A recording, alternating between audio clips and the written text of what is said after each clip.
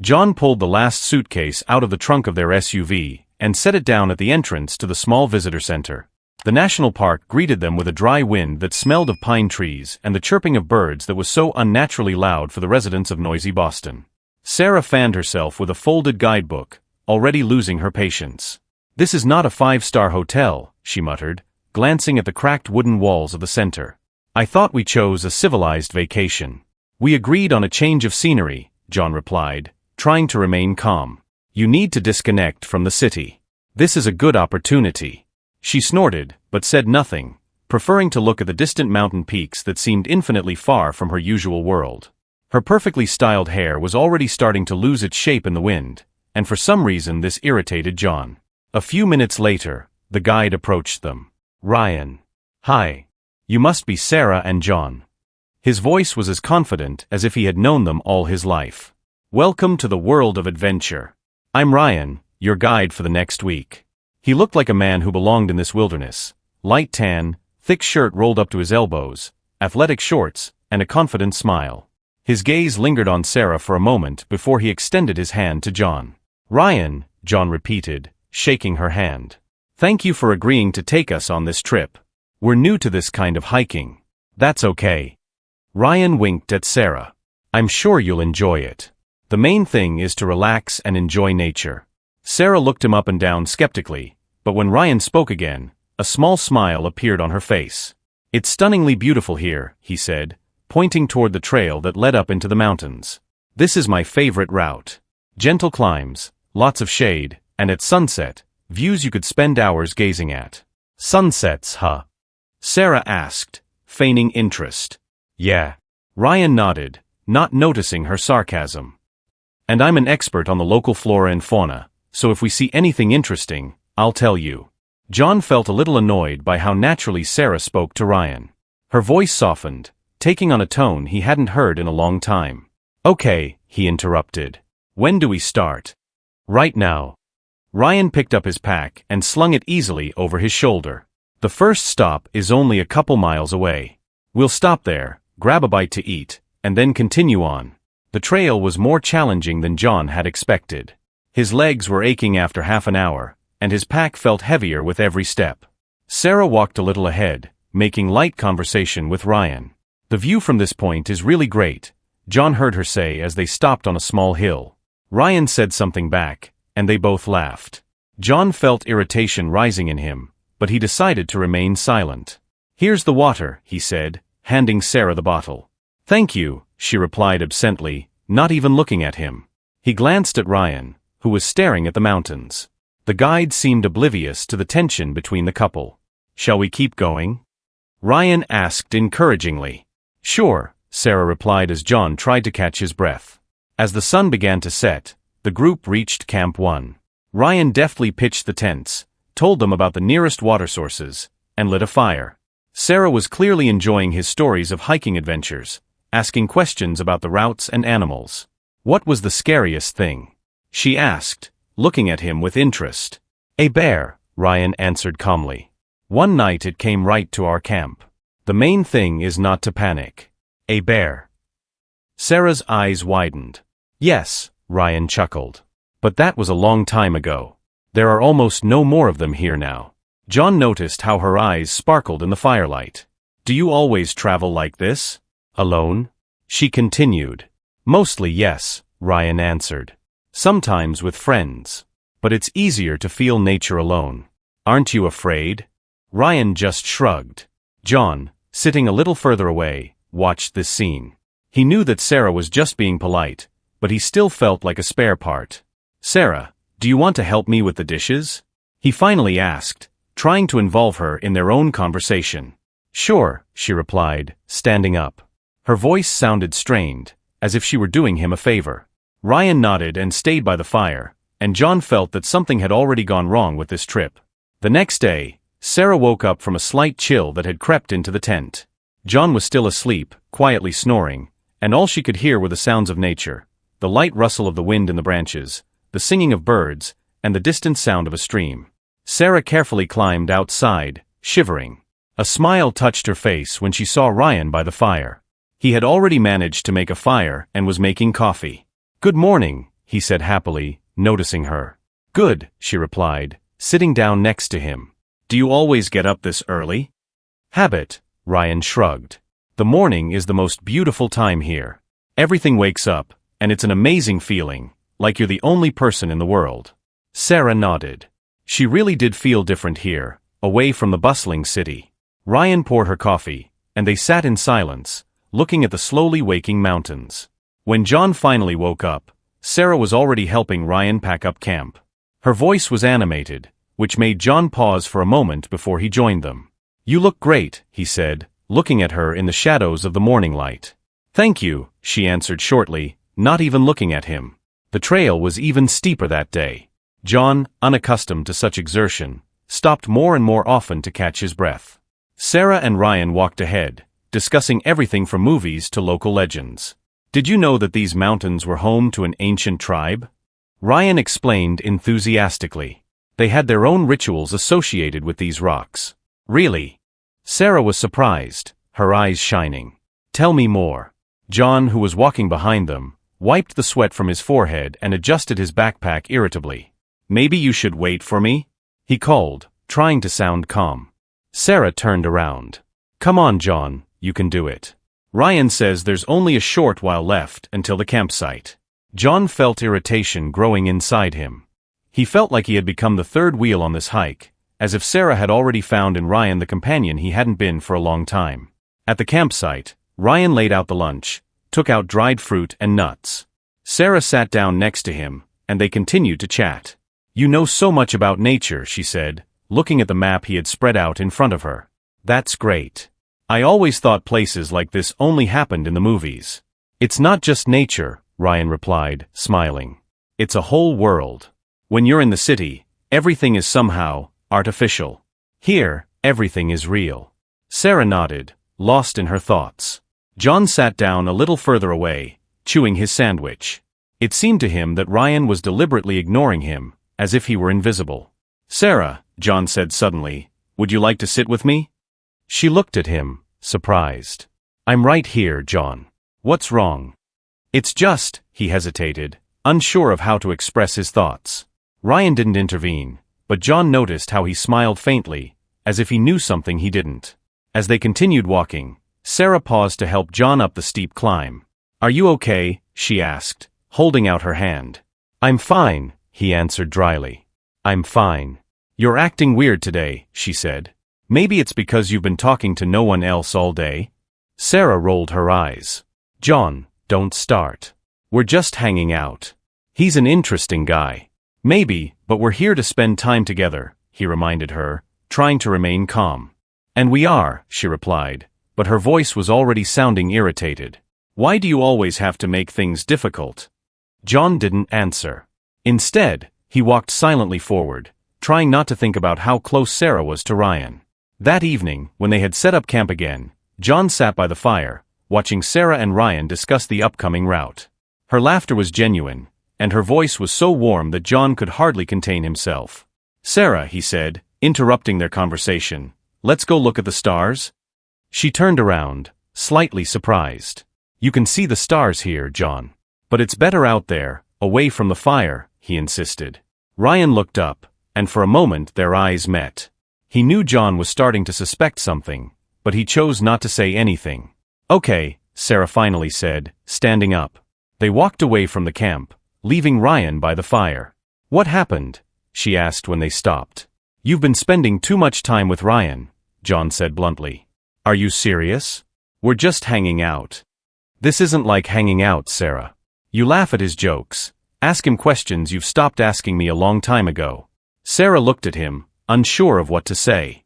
John, it's just a hike. You're overreacting. But John knew there was something missing from her words. He could feel that this trip was already starting to destroy their relationship. John took a deep breath, trying to suppress the anger that was rising inside him. He looked at Sarah, her face lit only by the pale light of the stars. For a moment, he saw before him not the woman he had lived with for 12 years, but someone new, someone he did not understand. Sarah, his voice was tense but quiet. I'm not overreacting. You've changed in the last few days. I can see it. You laugh, you look alive. But not with me. Sarah turned to him, her eyes tired, but there was something in them that resembled regret. John, don't you understand? It's not Ryan, it's us. We lost that connection a long time ago. Her words were like a slap in the face. He wanted to answer, but the words stuck in his throat. She looked up at the stars, as if trying to find answers in the endless sky. I'm not saying I'm unhappy, she continued after a pause, but I haven't felt like you see me in a long time. That I'm important to you. John was taken aback. He'd expected excuses, maybe attempts to accuse him of jealousy, but not these words. I arranged this trip for us, Sarah, so that we could restore what we'd lost. But instead, it seems you found yourself a new companion. Her eyes returned to him. She looked vulnerable, but at the same time determined. Ryan's just a nice person. He means nothing to me, John. But he made me remember who I was before, when we first met. Fun, curious, easy. And now, she hesitated. We've both changed. John felt anger and fear mixing inside him. He wanted to blame her, ask why she was opening up to some stranger instead of working on their marriage. But deep down, he knew that her words were true. If you wanted me to notice that we'd changed, you could have just said so instead of talking to him all day, he said finally, keeping his voice level with difficulty. Sarah folded her arms over her chest, as if defending herself. What difference would that make, John? You listen to me, but you don't hear me. It's always been that way. Her words hurt him even more. He opened his mouth to protest, but the sound of footsteps made them both turn. Ryan was approaching them slowly from the darkness. He held a flashlight in his hands, lighting his way. Are you okay? He asked, stopping a few feet away from them. His voice was soft, but John heard a note of caution in it. Yes, Sarah answered quickly, before John could say anything. We were just discussing something. Ryan nodded, as if not noticing the tension between them. I thought you might be lost. The camp is not far, but it's easy to lose the trail at night. Thank you for your concern, but we can handle this ourselves, John replied, trying to keep his voice firm. Of course, Ryan said, turning to leave. I'm here if anything happens. When he was out of sight, John turned to Sarah, his eyes full of anger. See what I mean? He's just persistent.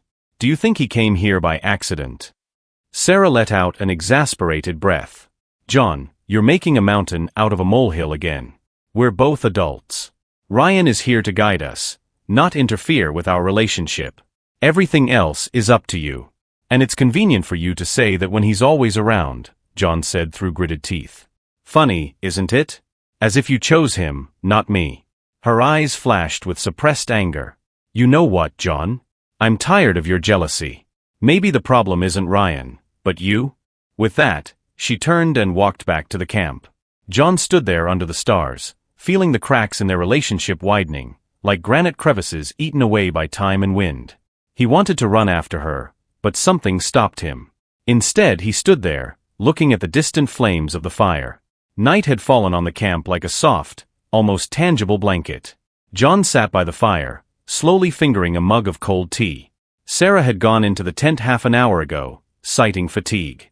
Ryan, as usual, had quickly unpacked his camping gear and was now sitting a little further away, writing something in a notebook under the light of a flashlight. John glanced at Ryan, feeling irritation rise in him like a wave. He couldn't figure out what exactly this guy was doing to him. His ease, his self-confidence, or the way Sarah perked up in his presence. He tried to convince himself that it was all just a figment of his jealous imagination. But now he wasn't sure. When Ryan rolled up his notebook and headed for his tent, John felt a slight sense of relief. The fire was slowly dying down, and the night was filled with the sounds of the wild, the distant hooting of an owl, the quiet rustling of leaves. John stood up to do his own thing, but suddenly noticed Sarah's phone, left at the entrance to the tent. He knew that she rarely let it out of her hands, even on this hike. Perhaps fatigue had taken its toll. I'll put it in her backpack, he thought. But when he picked up the phone, the screen suddenly lit up from an accidental touch of the button, and a notification popped up before his eyes. Ryan, after the fire today? For a moment, John froze, as if someone had poured a bucket of ice water on him. His heart began to beat faster, and his fingers involuntarily clenched around the phone. He did not want to believe his eyes. He swiped his finger across the screen to turn on the device, but the phone was password protected. He never asked Sarah for her password, considering it unnecessary. However, now it seemed to him that his own life was suddenly hidden behind this code. John took a deep breath, trying to calm himself. Maybe this was just a work message? But what did, after the fire, mean? He glanced at the tent where Sarah was quietly snoring. His mind raced between wanting to wake her right now and needing to know the truth. Sarah had woken up before him that morning. She looked fresh, as if the night had truly given her the rest she needed. "Good morning," she said, smiling at him as he climbed out of the tent. John only muttered something in response. He felt like there was an invisible gap between them that he himself had not yet been able to cross. At breakfast, Ryan was in his element again, telling stories about the mountains, telling advice on how to pack better. Sarah laughed at his jokes, and John sat silently, stirring porridge in a bowl. "Everything okay?" Sarah asked when they were alone, packing their backpacks. "Yeah, everything is fine," he answered. But his voice sounded dry. Sarah frowned, but did not ask unnecessary questions. All day John watched their behavior. He walked behind, under the pretext of taking pictures, so he could see Sarah and Ryan walking side by side, talking. Sometimes their laughter was too loud, and John felt something inside him tighten. They reached a small stream, where Ryan suggested stopping for a rest. "This is a great place for lunch," he said, nodding at the smooth rocks by the water. Sarah helped him unpack his things, and John sat to the side, watching. At one point he saw Sarah and Ryan exchange glances. It was a moment that perhaps no one else would have caught. But John saw something in that look that made his heart clench. Late in the evening, when everyone was back at camp, John pretended to go to the stream for water. He passed Ryan's tent and paused for a moment. It was dark inside, but through the thin walls he heard a muffled voice. "We'll walk to the lake tomorrow," Ryan said. John froze, listening, but heard nothing more. As he walked back to the fire, he felt his nerves stretch to breaking point. When Sarah went to bed, he waited until her breathing became even before he picked up her phone again. This time, he decided to take a chance. After several tries, he finally figured out the password, their son's birthday. His heart pounded as he opened the messaging app. There were only the usual messages. No sign of Ryan. John felt a wave of disappointment and relief wash over him at the same time. But as soon as he closed the app, he noticed a folder marked Archive. Opening it, he saw a whole chain of messages from Ryan. "How are you? Hope you're okay. Talk tonight. The last message was sent a few hours ago. I can't wait until tomorrow." John froze, holding the phone in his hands. It seemed to him that the world around him had frozen along with him. He put the phone back, trying not to wake Sarah, and left the tent, feeling the cold of the night pierce him to the bone. It seemed to him that everything he believed in had collapsed in an instant. He found Ryan sitting by the fire, throwing dry branches into the fire, and looked up, noticing John. "Can't sleep yet?" Ryan asked with his usual calm. John wanted to say something, but he could not find the words. He simply stared at the man who he was now sure knew more than he was letting on. A thick silence had fallen over the camp. John had long since gone into his tent, his even breathing the only sound breaking the stillness of the night. Sarah lay nearby in her sleeping bag, staring at the ceiling of the tent, where the dim glow of the dying fire flickered. Her thoughts were chaotic. Pieces of recent arguments, John's anger, confusion, guilt, all mixed into one tangle that was impossible to untangle. She tried to sleep, but with each passing minute she realized that it was pointless. Sarah carefully climbed out of the sleeping bag, trying not to make a sound. She unzipped the tent and froze, looking around the camp. The fire was almost out, leaving only smoldering coals. Ryan, as she had seen earlier, had long since gone into his tent. She stood there, thinking. Questions flashed through her head. Why am I doing this? What am I trying to prove? How will this end? But there were no answers. Sarah walked toward Ryan's tent, her steps soft, almost silent. She paused at the entrance, holding her breath, and tapped the fabric softly. There was a rustling sound from inside, then a muffled voice. "Sarah?" She silently unzipped the tent and slid inside. The inside of the tent was dark and cramped, the space filled with the faint smell of fabric and camping gear. Ryan was leaning against the wall of the tent, his silhouette faintly outlined against the dim light coming from outside. He looked at her in surprise, but said nothing, waiting for her first word. Sarah stood at the entrance, hesitating to take a step forward. Her hands involuntarily clenched, as if she were trying to find support in her own palms. "You're awake?" she finally asked, her voice quieter than she expected.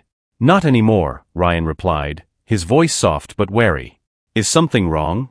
She sat down across from him, crossing her legs and looking down at her hands. "I need to talk," she said, "but I don't know where to start." Ryan leaned a little closer, his face still in the half-light. "Then just tell me what's on your mind." She raised her head, looking straight at him, and for a moment her eyes glinted in the light. They held a range of emotions: fear, confusion, anger, and something else she couldn't quite place. "Do you ever feel stuck in life?" she asked suddenly. "That you're just moving forward because you have to, and not because you want to?" Ryan didn't answer right away. He looked at her for a moment, as if considering her words. "It happens," he finally said. "But I always thought there was another way. Even if it was hard." Sarah nodded, her eyes watering but not letting the tears fall. "I feel like I lost myself a long time ago. And John, he tries to understand me, but I'm not sure he even sees who I am anymore. Or who I ever was." Ryan frowned, but his voice remained calm. "Have you told him that?" "No." Sarah shook her head. "I've tried, but it always turns into an argument. He thinks I'm just unhappy or blaming him. But that's not it. It's not his fault, or mine. It's just, things have changed." She paused, but the air in the tent grew heavy with her words. Ryan wanted to say something, but decided to give her time to continue. "I don't know why I'm here," she admitted, her voice almost a whisper. "Maybe I just needed to feel like someone was still interested in me. That I can still be myself." The day began in silence. Sarah packed her things, trying not to meet John's eyes. Her movements were quick, jerky. Ryan, as always, looked cheerful and calm, giving instructions on how best to distribute the weight of the packs for the upcoming hike. "We have a tough climb today," he said, unfolding the map. "We need to stick together, especially at the end of the route. The terrain is rocky, and the path is sometimes washed out."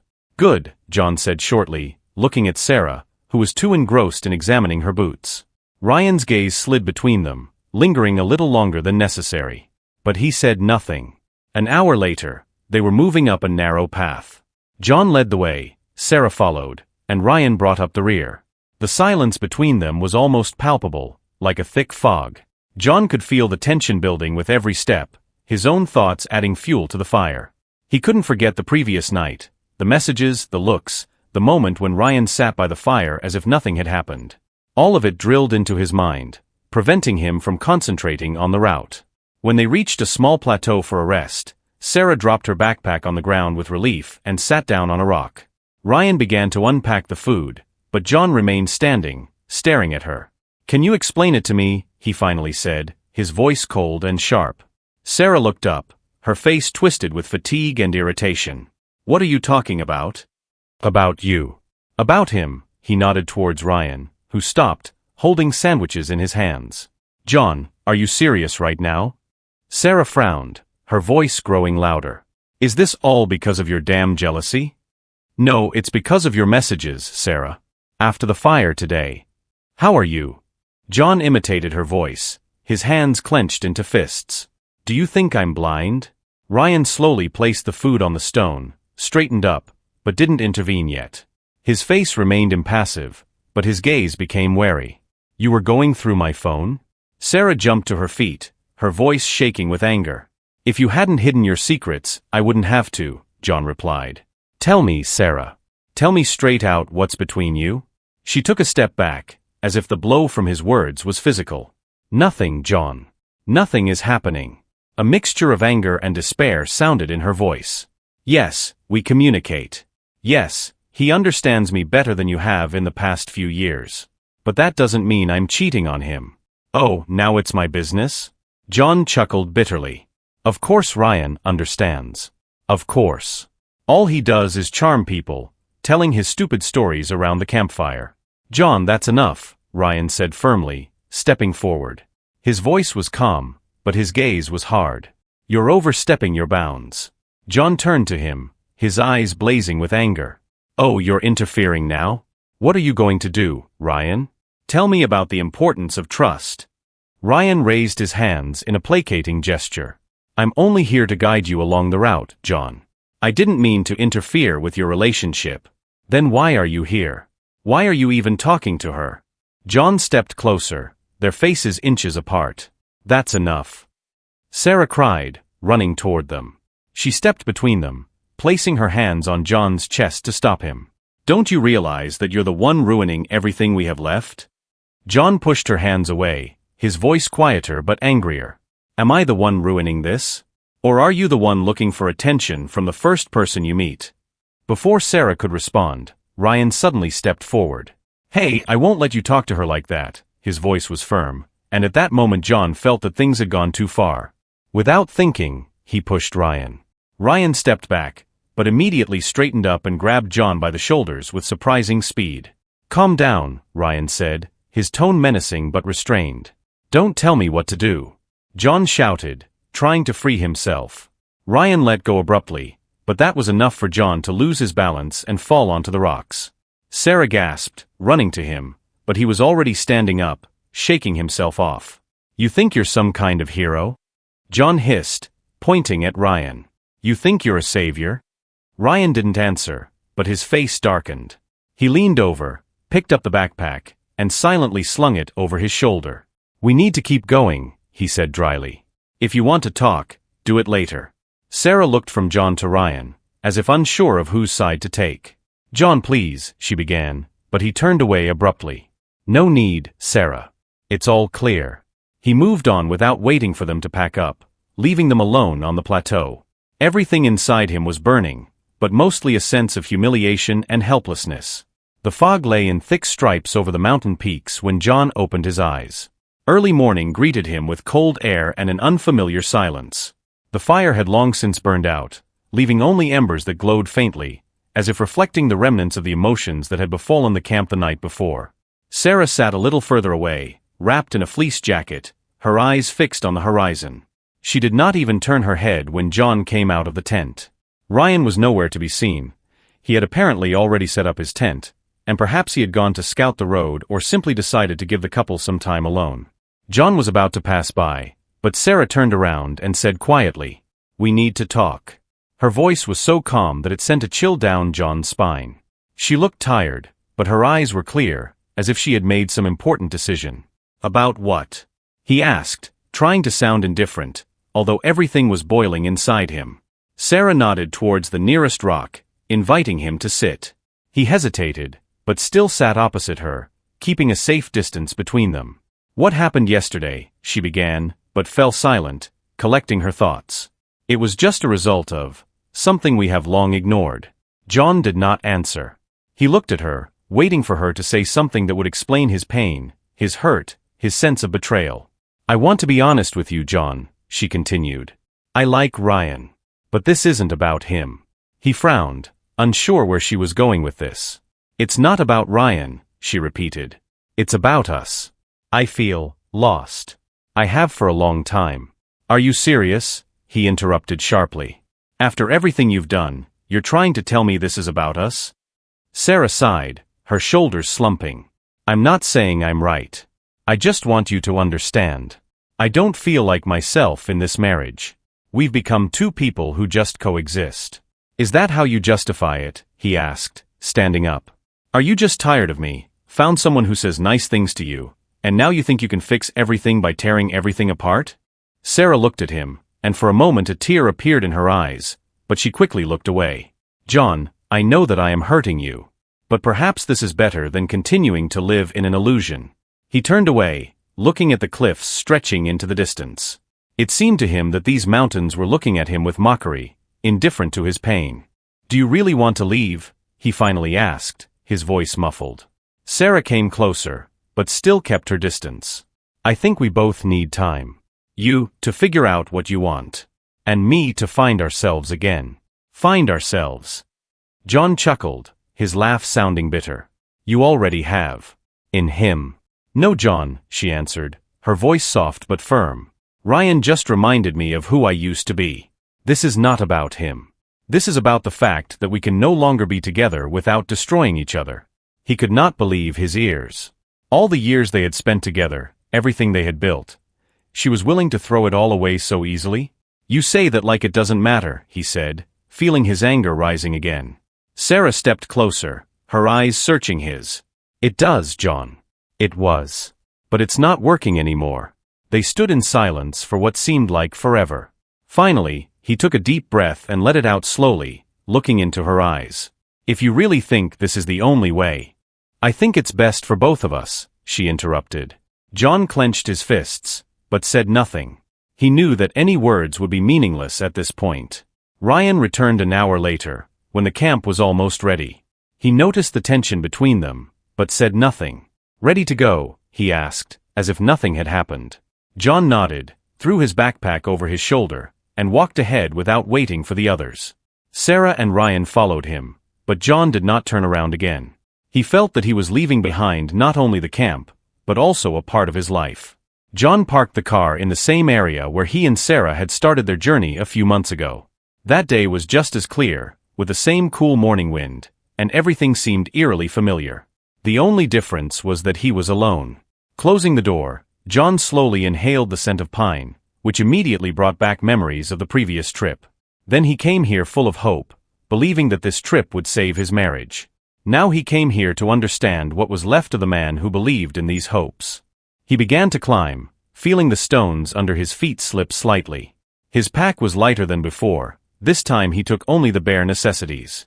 When he reached the plateau where he and Sarah had stopped for a rest, John sat down on the same rock where he had tried to talk to her for the last time. That place had become the arena of their battle. Where once the storm of his emotions had played out, now there was absolute silence. John continued on and after a few hours reached that very summit. It still offered a view of the vast expanses, covered with a light haze, as if nature itself wanted to hide these mountains from human eyes. He sat down on the edge of the cliff, letting his legs hang down. Far below, the path wound along which they had once climbed, arguing, laughing, tired, but still together. Now the path was empty, like himself. John took a flask of water and a small notebook from his pack. He had started writing it a few weeks after Sarah had finally left. It was his way of coping with loneliness. There were notes in it, short reflections, plans, lines of poetry he had never written before. Today he turned to a new page and began to write. This path has changed me. Back then I walked here thinking I knew who I was and what I needed. Today all I know is that I am free. It is frightening, but that is the strength. Up here at the top, I feel like a small part of something great. This is not about the past. This is about where I am going next. He put down his pen, closed the notebook and closed his eyes for a moment. Inhale. Exhale. He felt the wind caress his face and realized that this was the first time in a long time that he felt calm. A small smile appeared on his face. There was a new path ahead, and he was ready for it. And that's where today's story ends. Thank you for watching to the end. If you enjoyed it, don't forget to like and comment. We'd love to discuss this story with you. See you in the next video.